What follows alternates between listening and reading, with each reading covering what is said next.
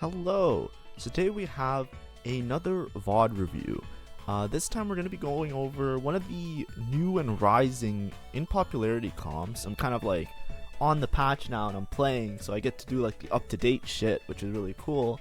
But basically, a lot of people have been talking about like Faded and Syndra. Syndra kind of wasn't really something that was seen a lot, unless you had like a full Faded kind of board. Right, like if you had a Faded opener, then you played Faded, and then you had to go 7, you had to go 9, or to get 7 Faded. It was kind of like a situational thing. It was like a sometimes food, right? It's becoming a more popular, like, hey, we can just play this. And a lot of the reason why is because people kind of, looked around, figured some shit out, and it's kind of like, we're veering away from the path of just like trying to get towards 7 Faded, and instead playing like some kind of mixed Faded Dryad board, right? So what I mean, instead of playing strictly 7 Faded and just playing vertical Faded, which was the line that used to be, or playing vertical Arcanist and playing Syndra in those lines, it actually works out a lot better to play 4 Dryad, 5 Faded in a lot of cases. And that's where this new popularity comes from, because this is like a rendition of something that already exists. It takes like a little bit of a combination of like Dryads and just scaling HP and giving yourself a lot of frontline, as well as just doing a ton of damage. A lot of this came out of set nerfs, right?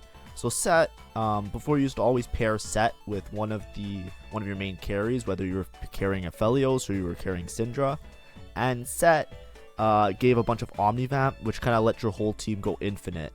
Set's Omnivamp got nerfed quite a bit. It was actually like bugged apparently, but like fixing the bug essentially was like a huge nerf for it. So now it's like very like not good.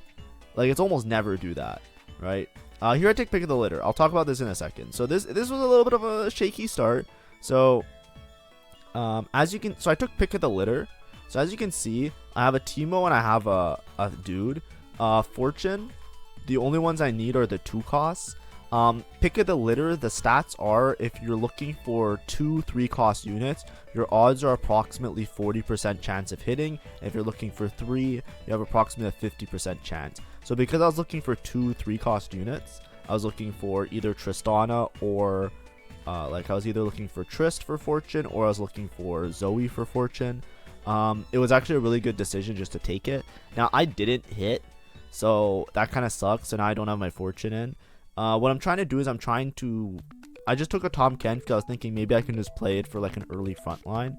But in actuality, I'm kind of rich, right? I'm not sure if this is gold subscription or if it's just like loot subscription, but it's like I can make 20 here, right? And I don't really have a strong board to play because like I didn't really hit any opener or any item pair or any unit pairs.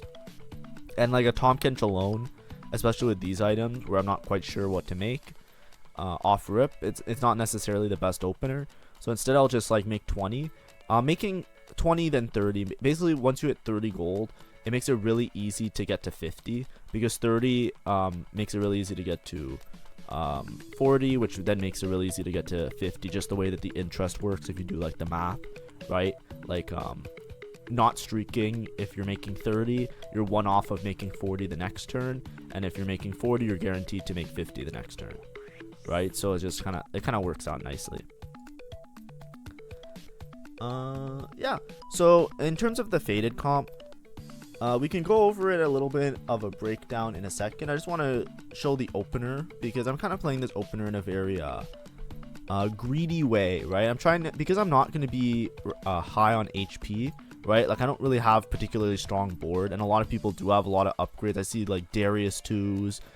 This guy is kind of weak, which kind of sucks.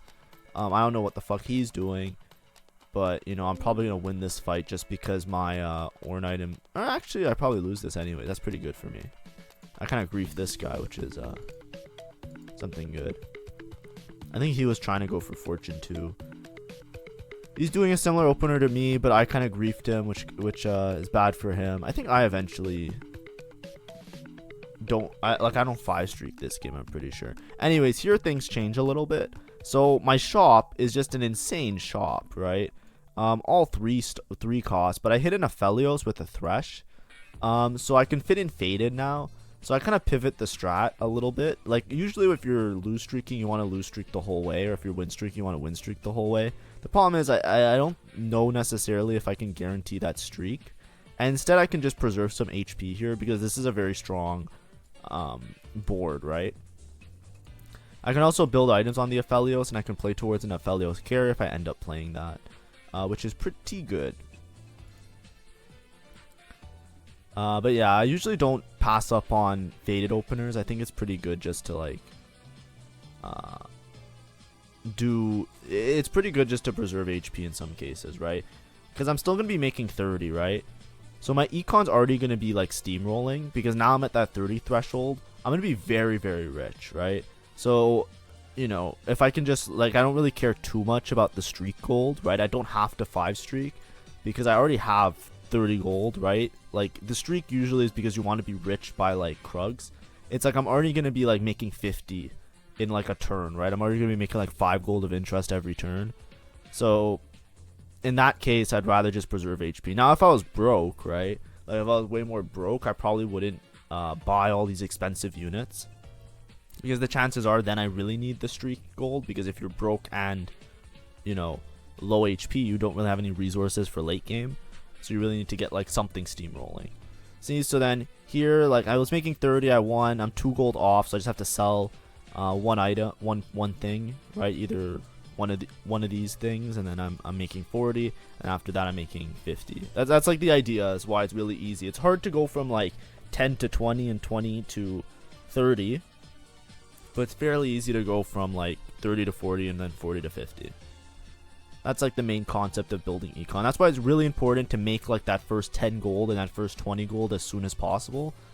Because the more rounds that you spend, see, like I'm already making 40 here. I just sell fortune because I'm like, I think it's a little bit too late. I've been trying to like tech in fortune a lot. I've been tossing a lot of LP, especially in like diamond when playing in there. So I think I need to like pick my fortune spots a little bit better. I want to do like the Chinese tech. So in China, like it's really popular. A lot of in the play style that usually like when there's an econ augment, they'll like tech it in always, or at least that's what I see a lot of, like reading up on strats, right? So they'll like play like fortune, not like a 2-1 guaranteed fortune. They'll play fortune for like 3 turns and then switch out of it. Just like as soon as they lose a fight, they just put in fortune. They put it in for however many turns it is. If it's a low amount of turns, the better. And you just get like +2 gold or +3 gold because you're probably sacking anyways, because you're just waiting to neutrals to like roll and upgrade your board. And I've been trying to do that. I just always fucking grief it. So, anyways, but I always do hold on to fortune units. I think that's an important thing to do always. I make red buff here. Red buff is, I think, Aphelios' best item if you look at stats. Red buff is also anti-heal, and it's a way to kill like 2 bows.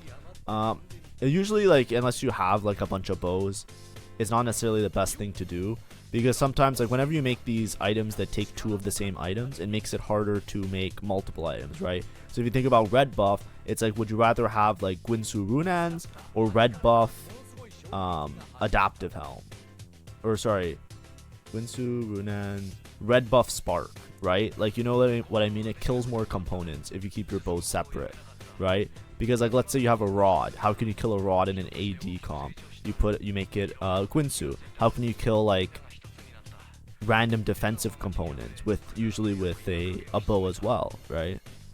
So, right, bows can make titans, so that's why bows are usually hotly contested. So when you're making a red buff, I made it early because I'm like, whatever.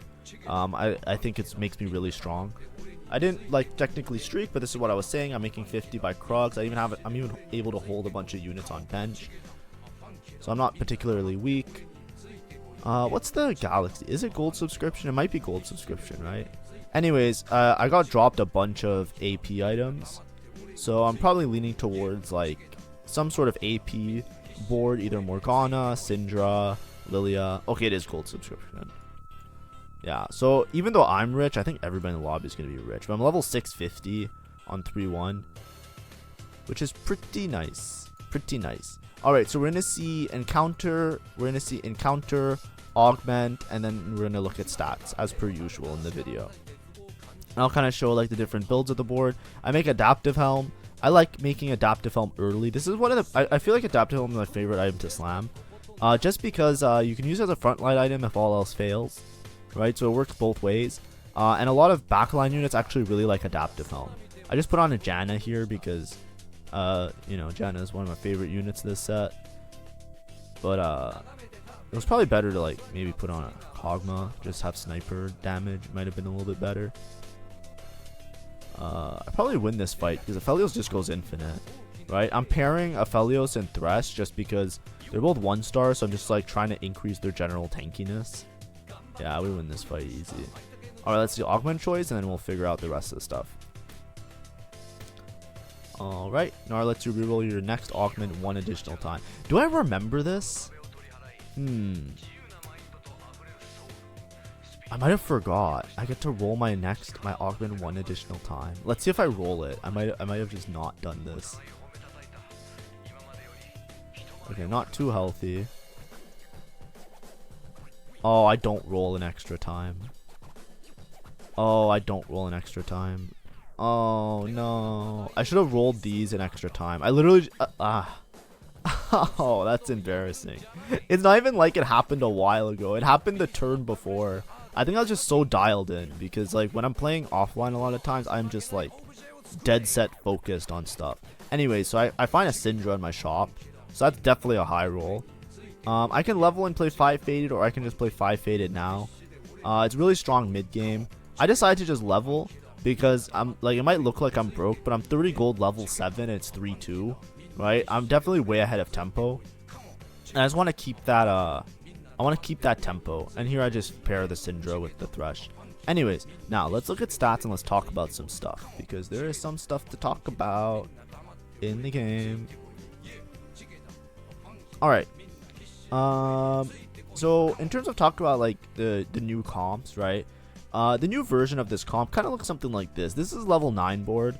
So it's a little bit like, you know, beyond usually like what you hit on, like, you know, we have some 5 cost. But this is the new like broken board that people are talking about. Instead of playing like 7 Faded, so for example, like, this was like a previous version of the board where you would play like 7 Faded, or you would play like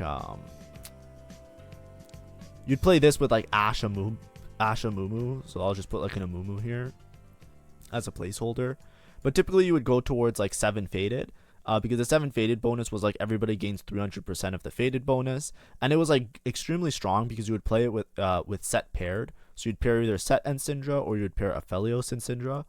Or you can even pair like Thresh and Set and just make like a giga tanky board. But you were always trying to pair like Set with somebody because Omnivamp was very, very strong.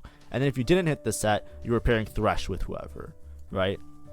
Just because Thresh gives armor to everybody. And a lot of times you would do like Yasuo and Thresh just to give like armor and shield, and everybody was like unkillable. And the 7 Faded was like really, really difficult to break through.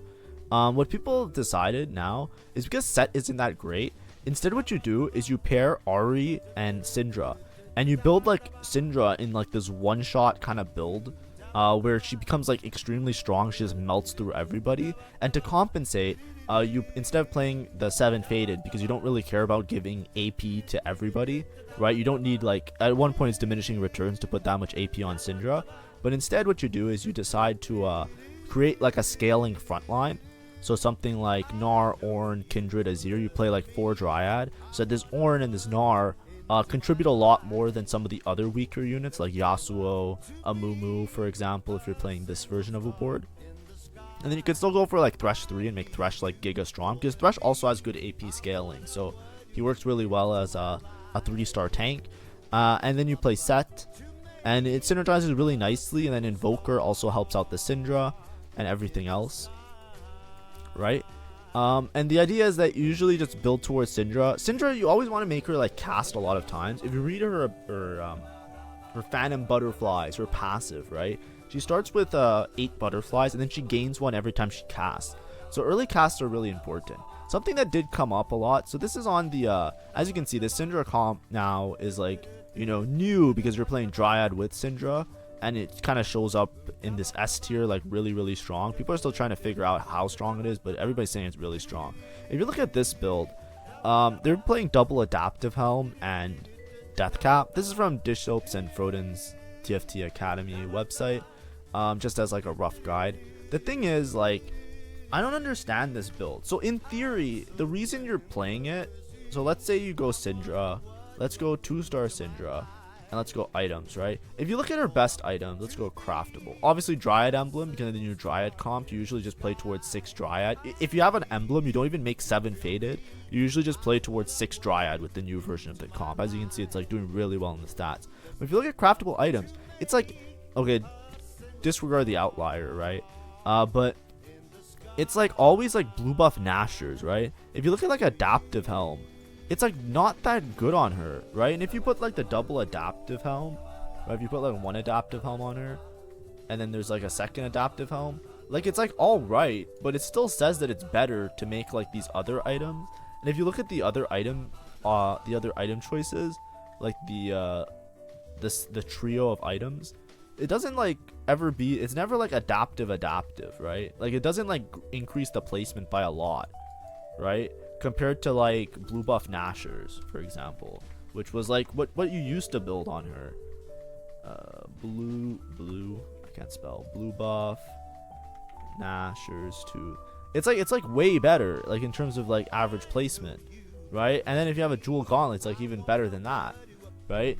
The idea behind the adaptive helm is that if you read the description of adaptive helm, basically in the back rows you gain 10 mana every 3 seconds. So if you have two adaptive helms, you gain a bunch of ability power. You basically insta cast the first time, and then the way that the casts line up with the timing of the mana refunding that you're getting from, or not refunding, the mana that you're getting from adaptive helm makes her do one auto cast, which you basically like chain cast her first 3 or 4 and builds up a bunch of butterflies. And that's why it's like considered to be like, you know, people are saying it's like really bis, but like blue buff, like some people say that blue buff Nashers is really good, so you make like blue buff and Nashers, but then that needs like 3 tiers, or sorry, not blue buff Nashers. Blue buff Nashers is what people usually make, because the attack speed does the same thing, except it just takes more autos to cast, so you're not chain casting, instead you're doing like 2 autos sometimes to cast.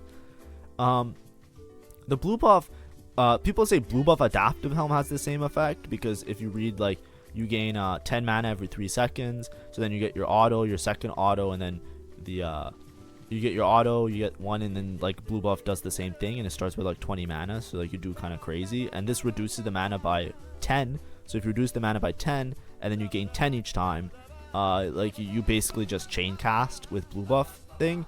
I don't think either of these builds are better than just making blue buff Nashers. That's what I'm trying to say, right? I don't understand why. I think like usually it should be backed up by the stats. I don't know if there's like a bug with it, but like even though like this is like dish soap that kind of said this is probably like true bis, I think it's fake, right? Now I'm not as good as dish soap, obviously, like number 1 on the ladder multiple times in the set already, but like I wouldn't build this like this, right? If you use this website, I wouldn't build this. It doesn't look good in the stats, and I don't necessarily think it's bis. I would go the safer route if I was from now on, right? That being said, I build blue buff. I was trying it out. I looked at the stats. I was like, before I shit talk it, I should at least try and do it. We missed a little bit. I'll go back a little bit. Nothing really happened on carousel. I just took the other tier. I'm fairly rich, so I just leveled to 8 on what's it called? I leveled to 8 on 4-1, and I'm just rolling for, I'm Syndra paired, so I'm rolling deep, right? So this is now me transitioning after wolves, right? I have triple item here. I have this. I have 2 gloves, so I'm probably gonna make TG. I'm just playing the Aphelios here. So this is like a really important thing to note. As you can see, I didn't hit the full board, right? I didn't hit the full board, but it doesn't matter because I'm fairly strong, right? What I'm basically doing here is I'm just pair Syndra with Ari. Oh, my last augment choice, I didn't it gave it to you early because of an encounter, so I already have my last augment. I took Final Ascension. Final Ascension sometimes works really well with Faded, because a lot of times like you're like, at least the old Faded board where you had like a bunch of Omnivamp and armor, you can kind of like scale your fight by basically like stalling as long as possible, right? In this case, I just wanted a combat augment, because I felt like my other augments were lacking in terms of just raw power. So I just took it anyways. As you can see here, I'm just trying to shuffle a board in as well as I can. I'm rolling for upgrades because I'm Syndra paired. So that's why I'm rolling really deep here. Even though I'm a lot of HP, when you're paired on like your main carry, usually you just want to roll to get it. As you can see, like the whole fucking board, like the whole lobby, like I think there's 4 Syndra players this lobby. Like this is what happens when like you go on Twitter, they say there's a new comp, it's really strong, guaranteed first, guaranteed this. I'm not telling you it's guaranteed first. What I'm saying is if you get dropped a Syndra early like I did, or if you get AP items, this is an option to play. It's not the only option to play, right? I could have taken these items and put on a Morgana, right? I would have been just as happy, right? But like the whole lobby is just forcing it. Like this guy had 0 Dryad stacks. He literally just held a spat because he got off carousel and then just like went Dryad, I think. There's another guy that made like a faded emblem, I'm pretty sure. Yeah, this guy. Also, can I please take a second to acknowledge that this guy found a set 2 on 8? Like I'm rolling for a Syndra pair that I'm paired on the Syndra for like most of the game because I got this dropped on like level 6. Like yeah, I definitely high rolled my position. I'm not gonna like lie about that, right? But it's like, how does this guy have a set 2 already? Like I'm literally contested the comp and this guy has a Dryad set 2. This guy has a faded emblem. He's trying to play Syndra, right? Like I don't know what's going on. What is this guy's board? Like, what the fuck?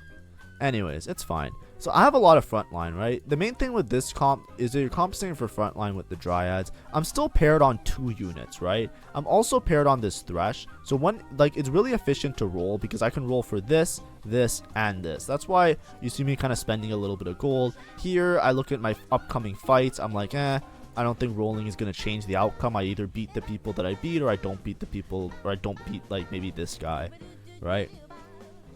So I don't necessarily roll. I'm like, I'll just make a little bit more interest, but I'll probably roll right after neutrals.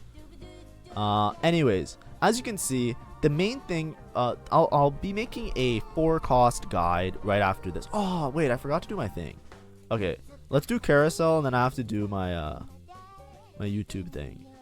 But anyways, what you'll notice is that, I should have done it earlier. Anyways, what you'll notice is that what's it called? When you roll for 4 costs, you don't want to necessarily just fixate on the particular ones that you need. You want to pick up anything and everything, right? I picked up all these Nautiluses. I can sell this Nautilus later. Like, who the fuck cares, right? Just make the Nautilus 2. It's a frontline unit. It's a warden. It's synergized with the board, right? The Dryad, it's like, what am I going to play? I'm not going to play like 4 Dryad and play like, what's his name? Like a Rek'Sai. Or an Azir. Like I don't have an Azir, right? Like if I had an Azir, I'd play it, but I don't have an Azir, so I can't play it, right? It's so the way I'm structuring my board is like, hey, I hit this 2-star 4 cost. I can stabilize around this. I'm just gonna play the 2-star 4 cost, and that's why I have this Nautilus in, right? And Nautilus isn't even that bad of a unit, but it's just to illustrate the idea that you want to be very flexible when you roll for your units. Anyways. Thank you for all the support. If you haven't subscribed, make sure to subscribe. We're going to have an RP giveaway at 500 subs. We just finished our previous giveaway, so make sure to subscribe if you want to be entered in that. And follow the instructions when we get close to our goal. Thank you. Alright. I was supposed to do that at the beginning of the video. I keep forgetting because I'm not used to being like, you know, soliciting for YouTube views. But I should do it at the start, like when I should make a mental note to do it during stage 2 always, the little subscriber notification thing. Anyways, these guys are all hitting their Syndra 2s. I'm not hitting anything. I want to go 9 because I want to cap out higher. It sucks that the other guy already has, what's it called? This guy's also just playing Syndra for the fun of it. Like, I don't get it. I don't mean it as the fun of it. I mean like enter player 3 is what I'm trying to say. Right? Because there's a faded guy, there's that guy, and now there's this guy, right?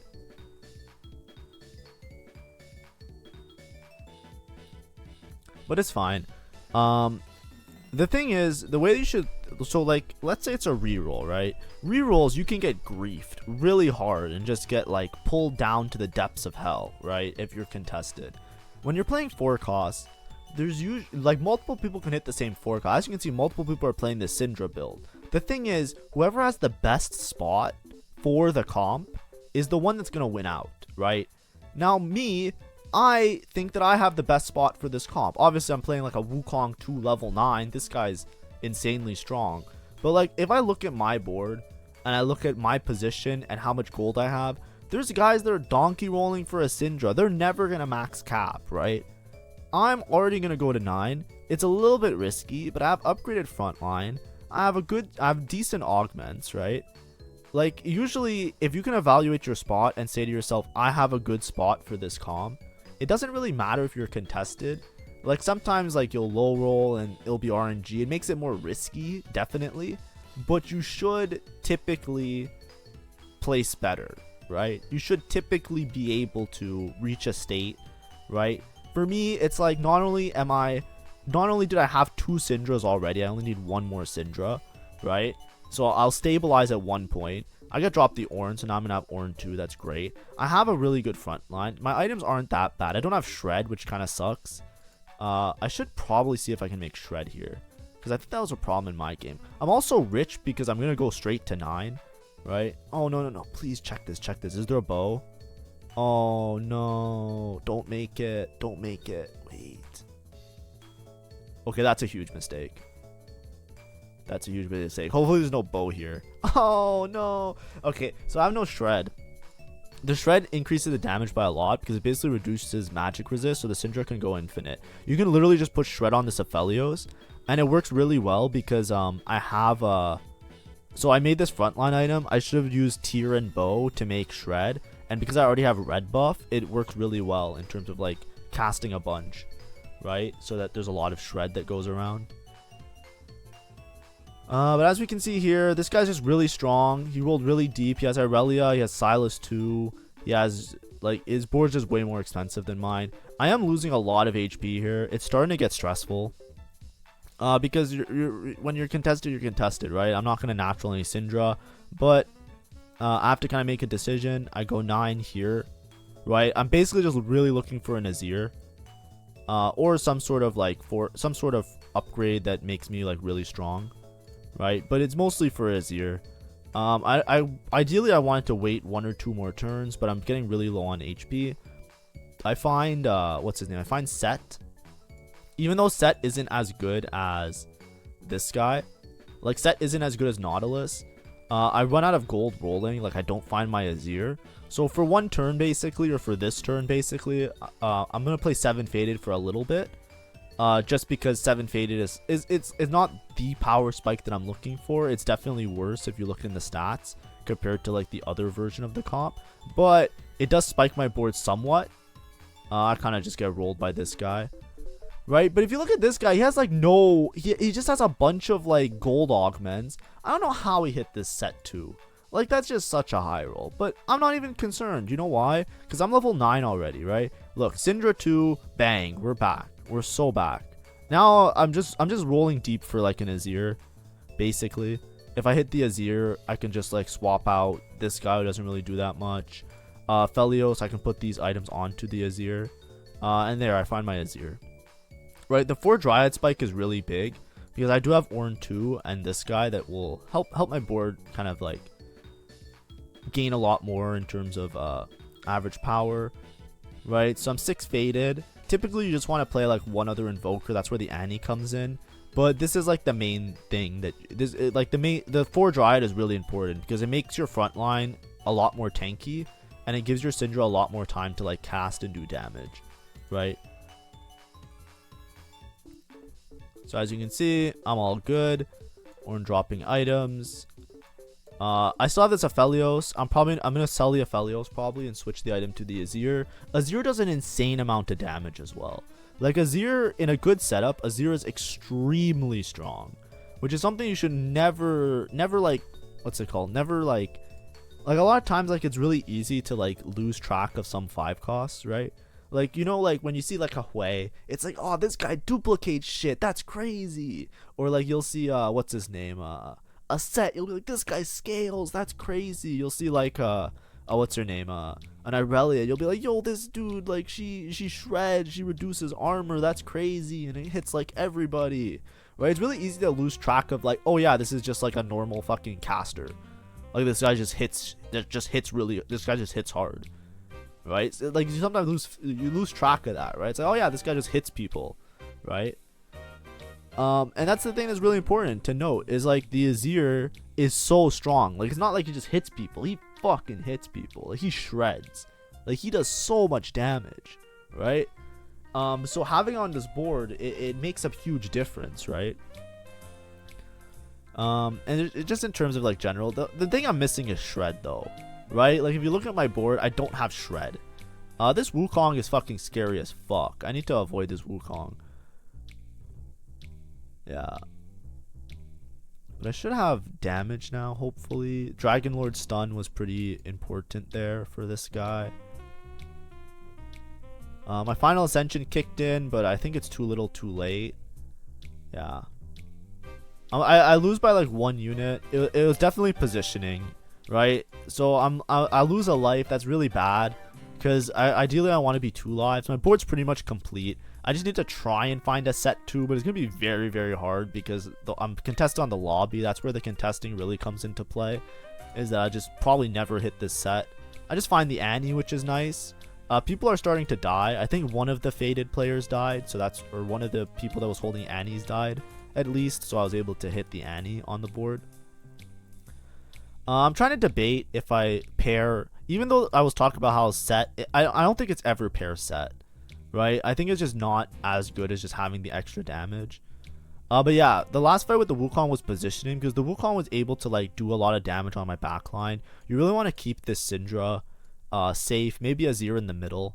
A lot of times Azir in the middle is good because the way that he shoots his Ray, he kind of like shreds through all the tanks. But I'm kind of putting them both in the same spot in the corner just because I'm trying to avoid anybody dying too early.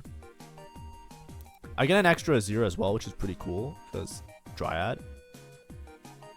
And yeah, I should start shredding. This is what I mean, right? Like I just have to stall long enough for this Syndra to gain a bunch of butterflies that she just shreds. Like this fight was close, mind you. Like this guy was very strong, but yeah, it's not as strong as like it just works out better. If you look, the guy in first place, he's playing the Syndra comp. I'm playing this. I do have like a full damage / chain casting build. This is one of the biggest problems with the items that I made, right? I did have an opportunity to make a shred item late, but because you spend so many tiers, like tiers are shred components and capes, like cloaks are shred components, right? Because you can either make spark or you can make a shiv. And you prioritizing making like blue buff and or adaptive helms and these, you lose out on the ability to make a lot of shred components because it's very expensive. I hit Azir too. I think the game's over now. I'm gonna be real. My front line is strong enough to live. Azir 2 in this kind of setup is probably it's over. I think I just go first. I'm basically just rolling for set. I have nothing else to roll for. I'm 1 life, so you don't want to like greed it. It's not like, ooh, I'll save my gold and I'll roll in like 3 turns. Like, bro, I might be dead next turn, right? Alright, I'm playing the faded player. I don't know what his setup is, but he has no combat, right? He has no combat. He has a 0-1. And he has this set that's scaling, but his set's on this side when I scouted last. I kind of hoped that he wouldn't change the positioning. So yeah, like I don't think he has a chance against me. Just because I have way more damage than him. Also, if you look at it, because he has this set, he's pairing the Syndra with the set for some reason, right? If you're playing this build, you definitely don't pair the Syndra with the set. You pair it like this. I just fucking killed him, which is so funny to me. I think he goes 3rd, but it's like, I think if he paired the Syndra, if he didn't pair the Syndra with the set, it's hard to say because the set getting paired makes the set live a lot longer, but yeah, it's just like I prioritized this Azir. He definitely high rolled the set. Obviously, he could have like high rolled into the azir, but he didn't get to make it to 9 as early as me, so I was able to grab a couple azirs before him, right? Everybody has to hit something. I think it's so funny that that guy had a set 2 on level 8 and he lost to me playing the same comp contested. But like I said, my position was really good for it, right? I was really rich. I had the Syndra pair, so I'm almost guaranteed to find a Syndra, and I'm able to outlive all the other players to a point where I was able to upgrade my whole board, right? So now I'm playing the Wukong guy. So the Wukong guy I haven't beat yet, right? But it was very close. Remember what I was saying, that like, okay, the main thing with the Wukong is that you want to be on the opposite side. I kind of just put both my units in the middle, right? Because I wasn't able to scout last second. So I said to myself, okay, he's probably going to put the Wukong here. Oops. Or he'll read me and he'll put the Wukong here. So I just put them in the middle and I said, fuck it. As long as I don't get hit by this Wukong early, I win this fight, right? That's the thing. As you can see, the Wukong didn't hit me early. As long as these guys have enough HP to live and jet their casts off, I pretty much win for sure. And it's a guaranteed first, right? So what's the takeaways from this? It's a really good comp. You can play it in whatever spot you have. Good items for it. Even though I built this, I honestly think like blue buff Nashers is probably better just in terms of the stats. But you definitely want to do like a shit ton of damage as soon as possible.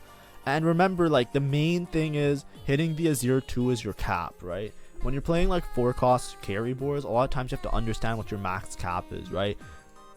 It doesn't really matter your front line. I have so much front line, right? I have this locket, right? Which is insane to help my front line out. But then I also have you have the scaling Dryads, which even if you get Dryad in late in this comp, it's fine because you're not like carrying them, you're just using them for extra tankiness. So they gain a bunch of extra HP, right? You have Kindred, which can also do some extra damage, right? You can item hold Kindred until you find Syndra in a lot of these cases. But yeah, it's a very strong comp. I want to do a video on it because everybody's kind of talking about it and playing it, and give like kind of my take and show you guys kind of like roughly what to do. But the thing is, the comp is very expensive, right? Because a lot of these 4-cost boards that you have to go level 9, this feels like one of those where like it really caps high if you can hit the Azir.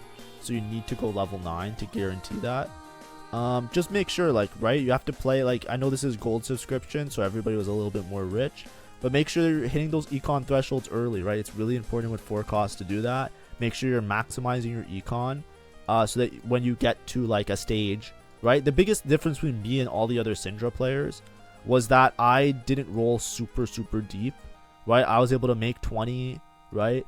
Remember from the beginning of the game, make 20, make 30, make 40, and then go level 9, right? I was able to level 9 on 5-2, right? Which was, I think, earlier than everybody else, right? People are rolling really deep for their boards. Doesn't matter because I'm stable enough, right? Play around your 4-cost, right? I played this Nautilus, saved me a lot of HP, right? Just play what you hit. Roll when you have pairs, and unless you feel like you're strong enough to make it, and then just like make your econ thresholds and go level up, right? That's the most important thing. Anyways, thank you, and thank you for watching, and bye bye.